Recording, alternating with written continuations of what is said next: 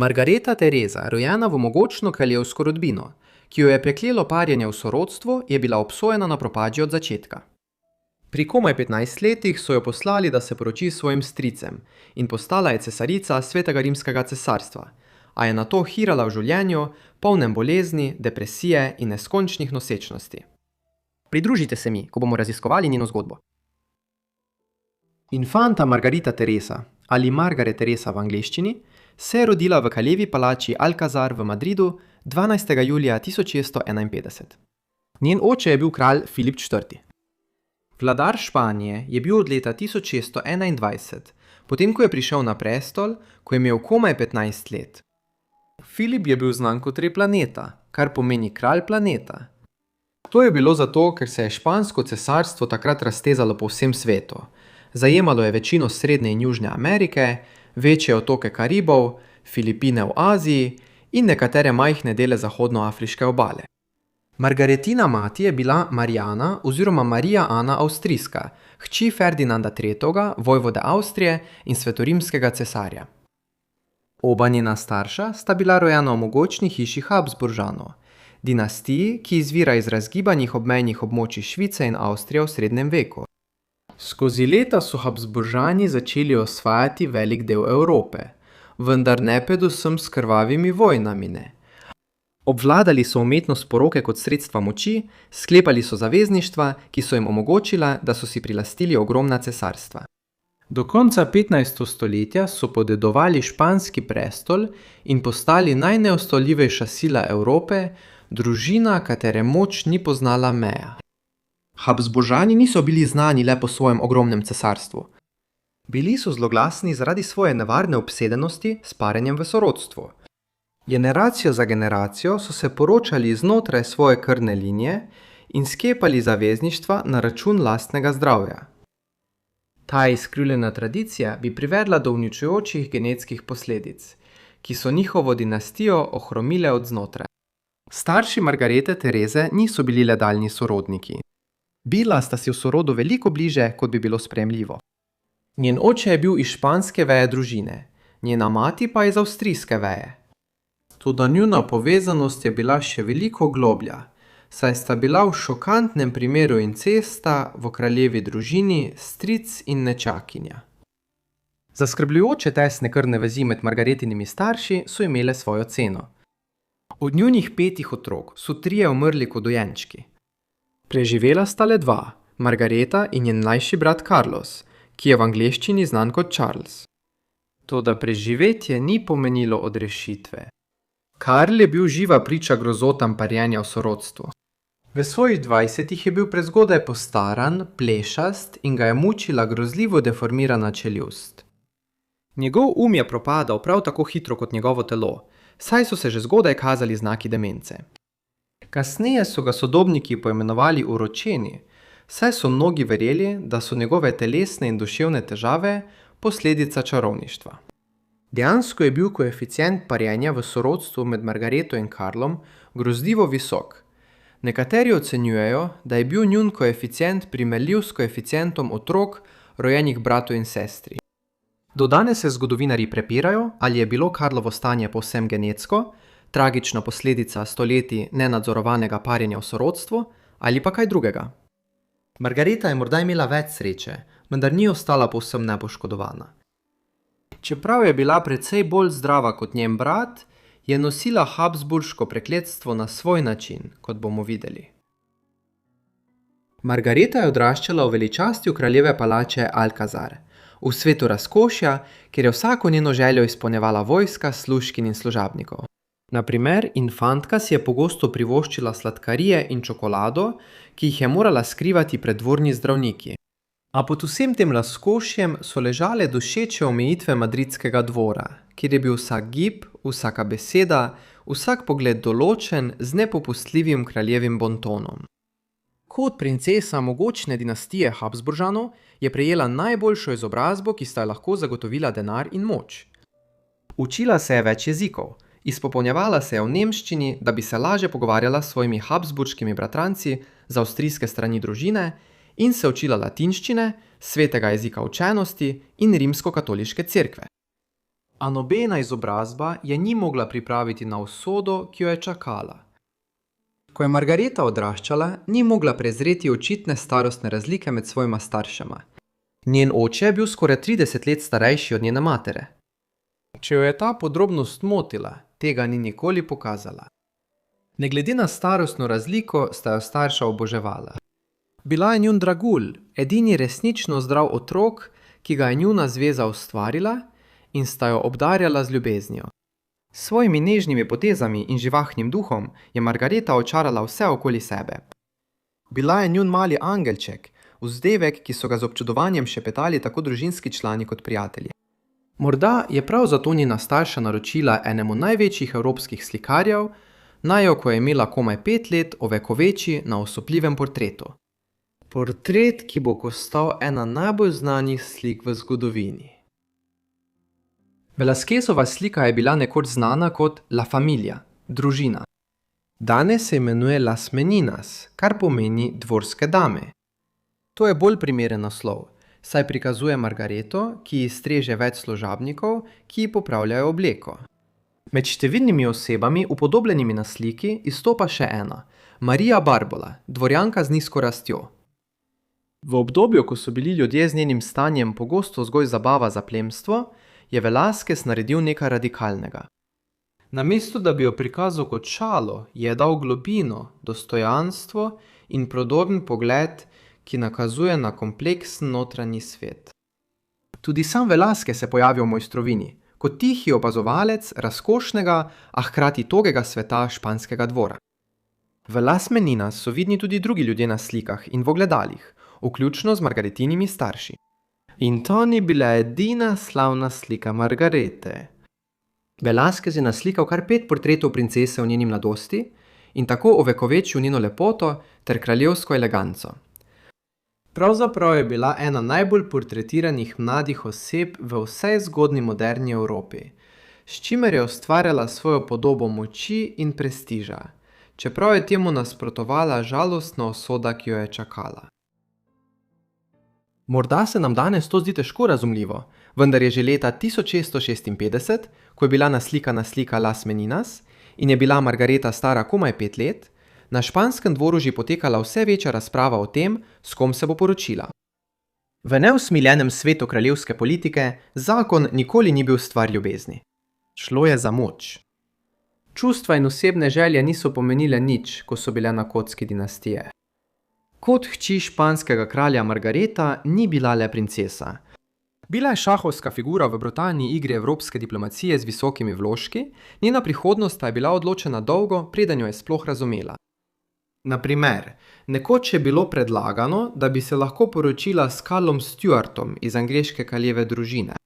Na angleški prestol je bil ponovno postavljen kot kralj Karel II. Anglije, Škotske in Irske leta 1660, potem ko je Anglija v 50 letih 17. stoletja za kratek čas poskusila biti republika.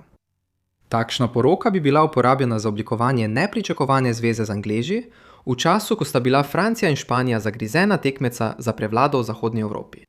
Na koncu se je Karel leta 1662 namesto tega poročil s Katarino Bragansko, portugalsko nevesto.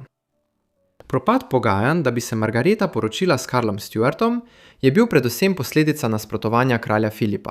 Namesto tega je verjel, da bi se morala njegova hči poročiti s članom avstrijske veje Habsburške družine.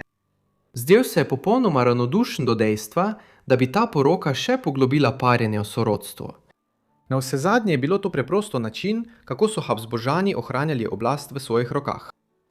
Kar se tiče Margarete, ni imela nobene besede pri svoji usodi. Ko so se začela pogajanja med Madridom in Dunajem, je bila Margareta verjetno povsem nevedna o šokantnih posledicah, ki jih bo ta zveza prinesla. Stara je bila komaj 11 let, ko je bilo na kraljevem dvoru razglašeno, da se bo poročila z Leopoldom iz rodbine Habsburžanov. Tako kot njena mati, pred njo je bila tudi Margareta, zdaj namenjena, da nadaljuje incestuozno habsburško tradicijo in se bo poročila z zelo tesnim družinskim članom, moškim, ki je bil hkrati njen bratranec in njen stric. Leopold je bil mlajši brat njene matere in je v poznih 50 letih 17. stoletja hitro postal nadvojvoda Avstrije, kralj Ogrske, Hrvaške in Češke ter cesar Svetega rimskega cesarstva. Tudi v zgodnjem novoveškem obdobju Evrope so obstajali določeni standardi glede tega, kdaj je otrok dovolj star za poroko. Margareta je bila zaročena s svojim stricem v začetku leta 1663, vendar so menili, da je bila takrat za poroko še premlada.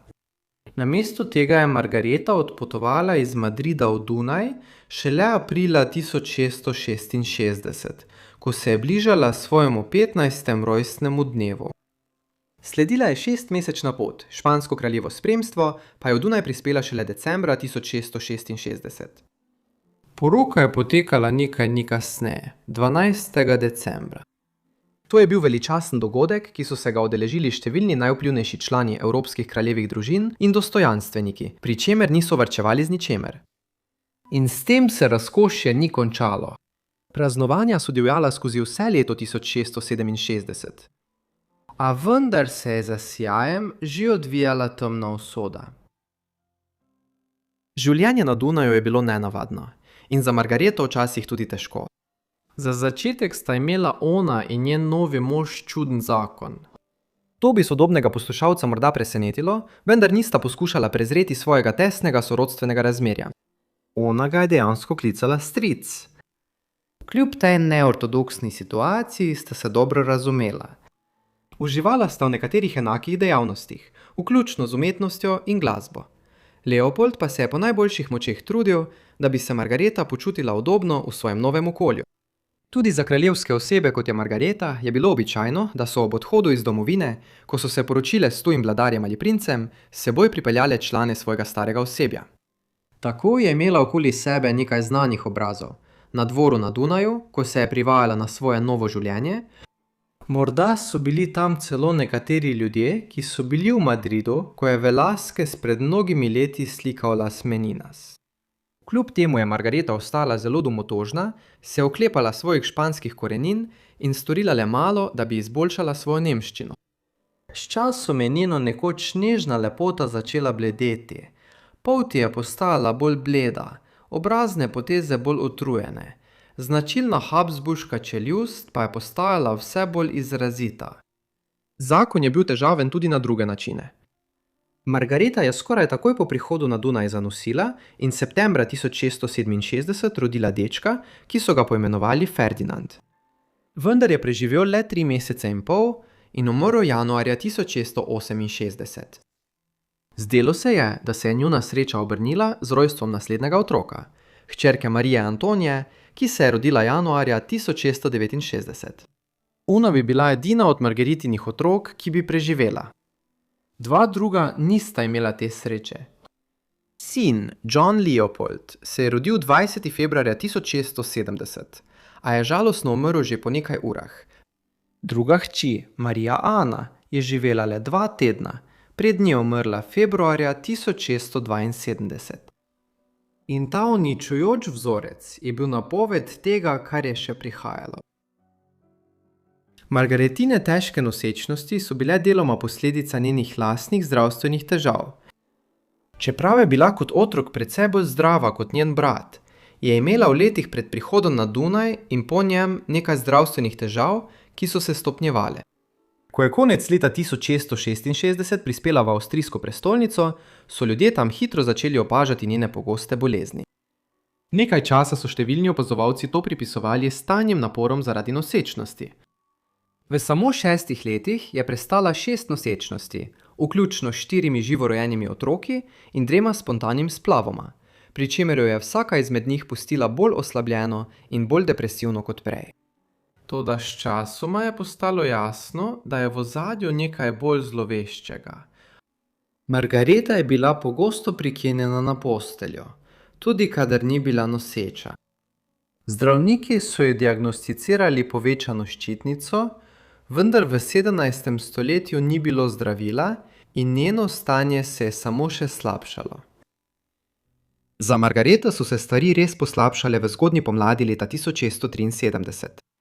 Imela je 3 tedne trajajoč napad bolečin v trebuhu. Nato je dobila vročino.